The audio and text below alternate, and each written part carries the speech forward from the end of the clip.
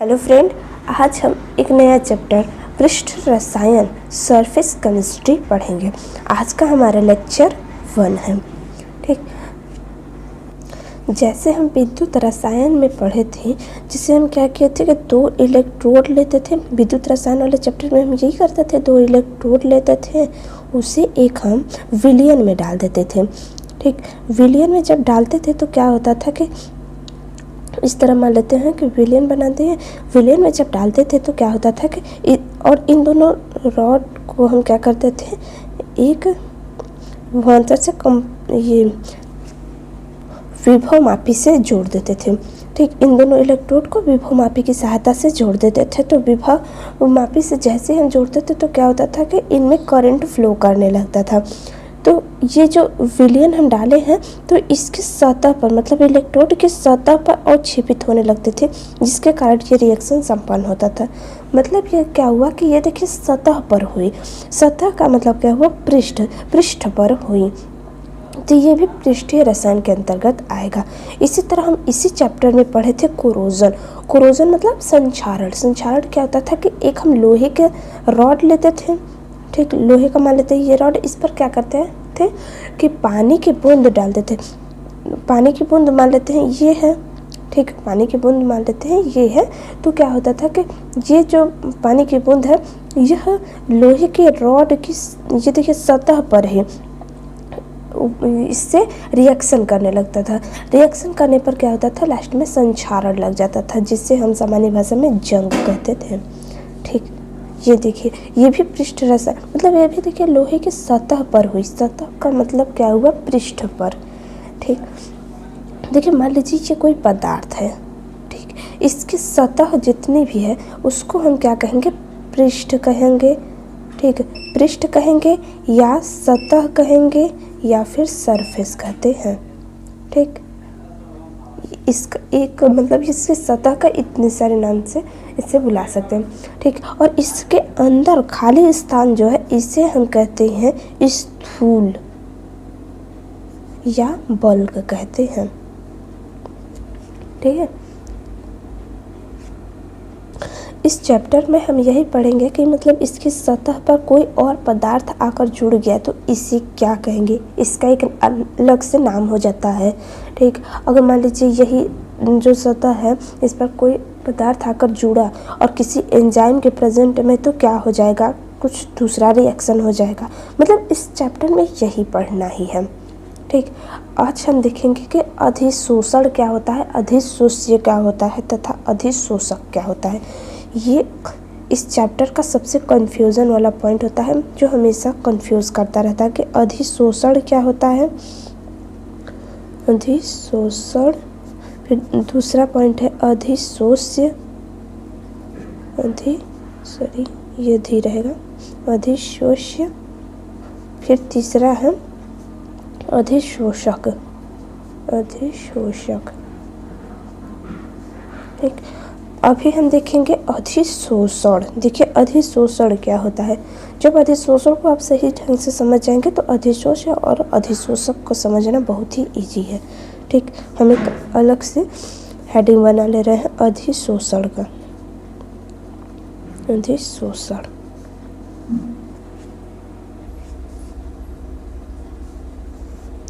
देखिए अधिशोषण को समझना बहुत ही सिंपल है। कैसे, देखिए आप क्या कीजिए कि एक चौक ले लीजिए। ठीक, एक चौक मान लेते हैं ये है। इससे क्या कीजिए कि स्याही में डुबो दीजिए। जब आप स्याही में डुबोएंगे इस चौक को तो क्या हो जाएगा, इसकी सारी सतह पर एक नीले रंग की परत जम जाएगी। इस तरह से नीले रंग की परत जम जाएगी। और इसे जब आप बीच से तोड़ेंगे तो क्या होगा कि इसके बीच वाले भाग पर सफ़ेदापन ही रहता है, मतलब इसके सतह पर बस स्याही यहाँ पर आती है। ठीक, तो अधिशोषण का मतलब समझिए। देखिए किसी पदार्थ के अणुओं का दूसरे किसी पदार्थ की सतह पर जाकर जुड़ना ही अधिशोषण कहलाता है। ठीक, अब इसमें देखिए, अब पहले हम इसका परिभाषा लिखते रहे फिर आपको समझाएंगे। किसी पदार्थ के अणुओं का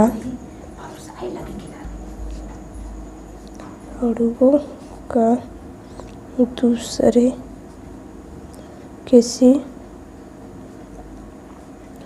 पदार्थ की सतह से जुड़ना हो जाए ही अधिशोषण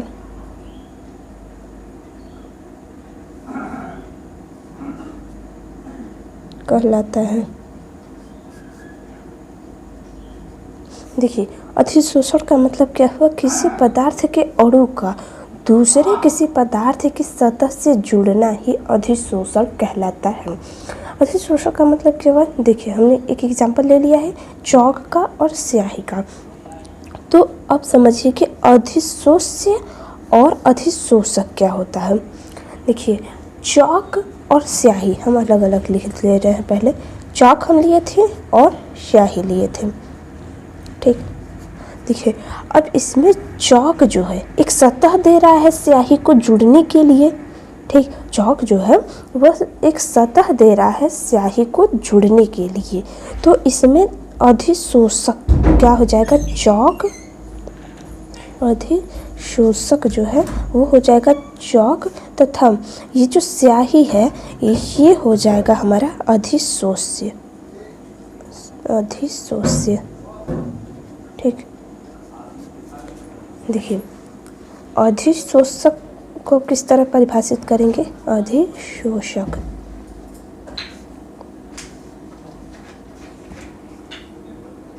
इसको आप इस तरह परिभाषित कर सकते हैं कि जिस पदार्थ पर कोई अणु आकर जुड़ता है अधिशोषक कहलाता है। मतलब जिस पदार्थ पर कोई अणु आकर जुड़ता है या जिस सतह पर कोई अणु आकर जुड़ता है उसे हम क्या कहेंगे? अधिशोषक कहते हैं। तथा अब यहाँ पर अधिशोष्य को इस तरह परिभाषित कर सकते हैं। अधिशोष्य मतलब क्या हो जाएगा? जो पदार्थ किसी सतह पर जुड़ता है, जो पदार्थ किसी सतह पर जुड़ता है। देखिए, समझने की कोशिश कीजिए कि अधिशोषक और अधिशोष्य में क्या अंतर है। अधिशोषक मतलब वह सतह दे रहा है किसी पदार्थ को जुड़ने के लिए, तथा अधिशोष्य क्या हुआ? अधिशोष्य जो पदार्थ किसी सतह पर जुड़ता है, जिससे हमने एग्जाम्पल पहले ही लिख दिया। अधिशोष्य क्या हुआ? स्याही, और अधिशोषक क्या हुआ? चौक, ठीक। अब देखिए, अब ये दोनों घटना मतलब अधिशोषक और अधिशोष्य से ही अधिशोषण बनता है। इसको किस तरह परिभाषित किया गया है? किसी पदार्थ के अणु का दूसरे किसी पदार्थ की सतह से जुड़ना ही अधिशोषण कहलाता है, ठीक। अब हम देख लेते हैं अधिशोषण के कुछ एग्जाम्पल। अधिशोषण के एग्जाम्पल में फर्स्ट हमारा आएगा सिलिका जेल।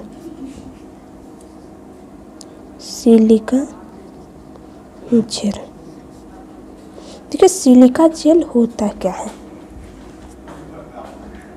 ये जो सिलिका जेल है यह जल वाष्प को अवशोषित करने का कार्य करता है। मतलब सिलिका जेल जो है यह जल वाष्प को क्या करता है? अवशोषित करने का कार्य करता है। जल वाष्प को अवशोषित करेगा। मतलब देखिए, सिलिका जेल का उपयोग आप देखते होंगे कि जब आप न्यू शूज़ खरीदते हो तो उसमें एक छोटी सी पुड़िया रहती है सिलिका जेल की, उस पर लिखा रहता है सिलिका जेल, और पाउडर की तरह ही होता है। उसमें छोटे छोटे कण नुमा संरचना होती है, सफ़ेद कलर में होता है, ठीक। सिलिका जेल का उपयोग हम शूज़ के लिए या फिर बहुत सारे ऐसे पदार्थ हैं जिसमें सिलिका जेल का पुड़िया उसमें डाल दिया जाता है। तो ये क्यों डाला जाता है?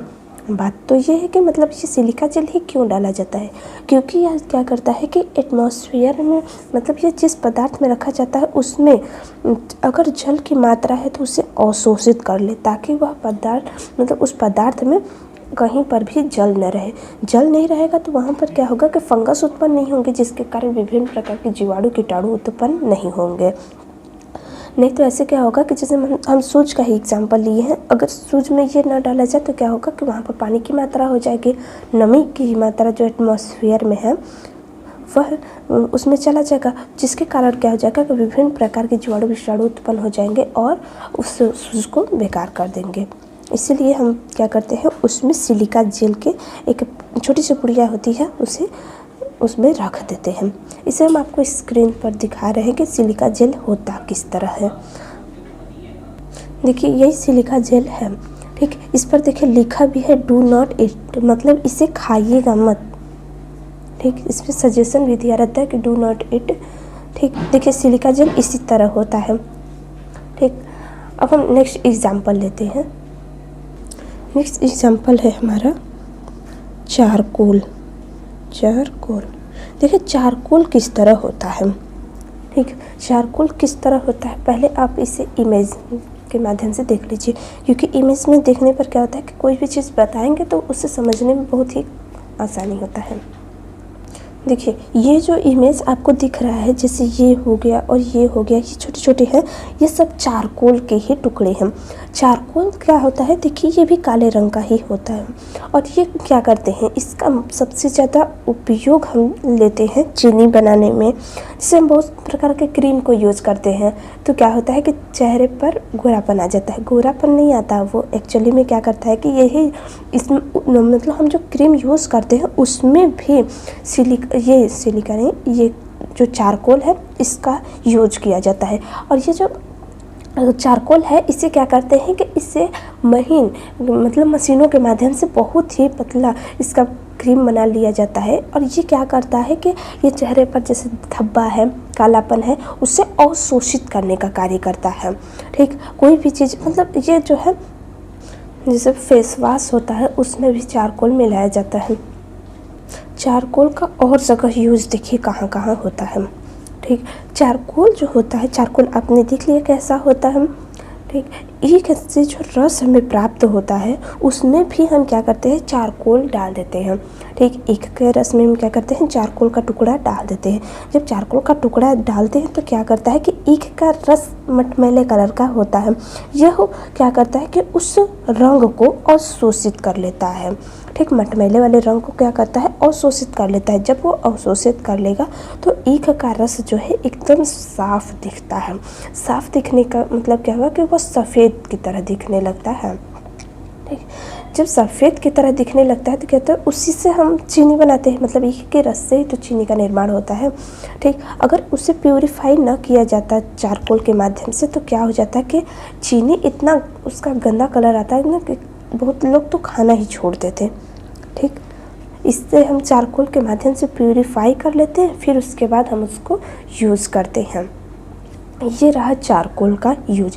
इसके अलावा चारकोल जो है बहुत सारे गैसों को भी अवशोषित करता है, जैसे CO2 हो गया, अमोनिया NH3 हो गया, सल्फ़र डाइऑक्साइड SO2 हो गया, क्लोरीन हो गया, बहुत से गैसों को अवशोषित करने का भी कार्य करता है, ठीक। अधिशोषण का हमने आपको 2 एग्जाम्पल दिया, ठीक। ज़्यादा एग्जाम्पल की भी ज़रूरत नहीं पड़ती है, आप कम ही पढ़िए, लेकिन उसके बारे में जानिए कि ये सिलिका जेल पढ़े तो वो क्या करेगा, ये जल वाष्प को अवशोषित करने का कार्य करता है। और जैसे ही अब आप कहीं पर भी देखेंगे चारकोल तो आपके दिमाग में तुरंत आएगा कि चारकोल मतलब ये क्या करेगा, अवशोषित करेगा किसी भी पदार्थ के रंग को। जैसे मान लीजिए कोई भी रंग है उसको अवशोषित करके उससे रंगहीन बना देता है, ठीक। अब हम देख लेते हैं कि अधिशोषण तथा अवशोषण में क्या अंतर है। अधिशोषण, अभी तक हम अधिशोषण ही पढ़ रहे थे कि मतलब अधिशोषण होता क्या है, लेकिन अब हम पढ़ेंगे अधिशोषण के साथ अवशोषण। मान लीजिए ये जैसे कोई पदार्थ है, इसके सतह पर कोई अणु आकर जुड़े तो ये हो जाएगा अधिशोषण, लेकिन इस दूसरा कोई पदार्थ है, यह इसके सतह पर तो जुड़े ही लेकिन इसके साथ इसके अंदर भी चला जाए तो ये हो जाएगा अवशोषण, ठीक। अब हम देख लेते हैं अंतर क्या है। अधिशोषण तथा अवशोषण। पहले हम लिख लेते हैं, फिर उसके बाद आपको बताएंगे, नहीं तो लिखने में बहुत ज़्यादा समय चला जाता है। देखिए फर्स्ट अंतर क्या है इसमें, अधिशोषण और अवशोषण में।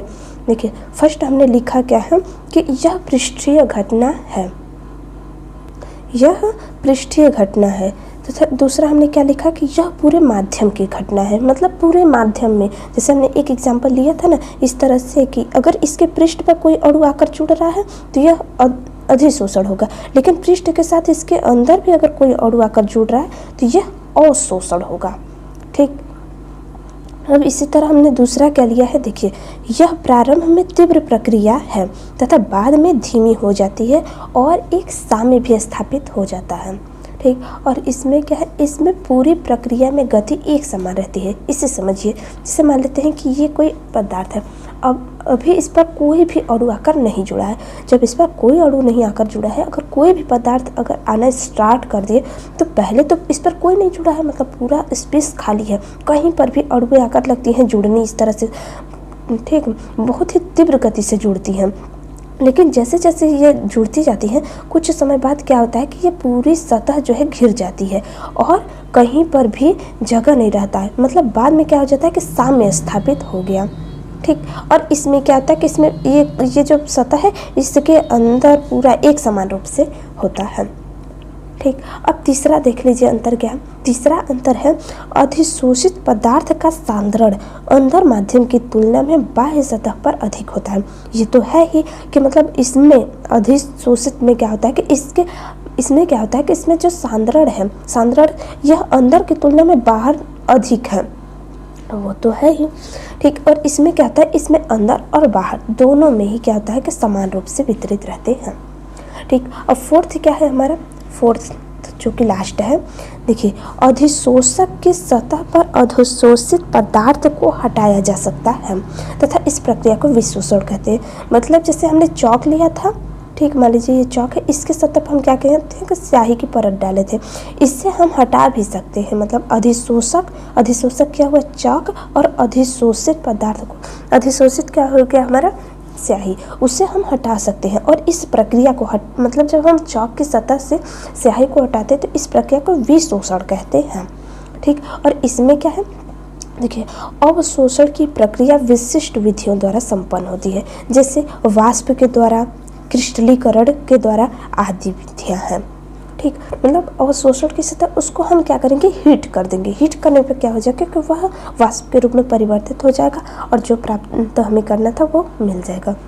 ठीक, ये रहा अधिशोषण और अधिशोषण और अवशोषण में अंतर। तो आज का लेक्चर कैसा रहा दोस्तों, आप हमें ज़रूर कमेंट बॉक्स में बताइएगा। Thank you.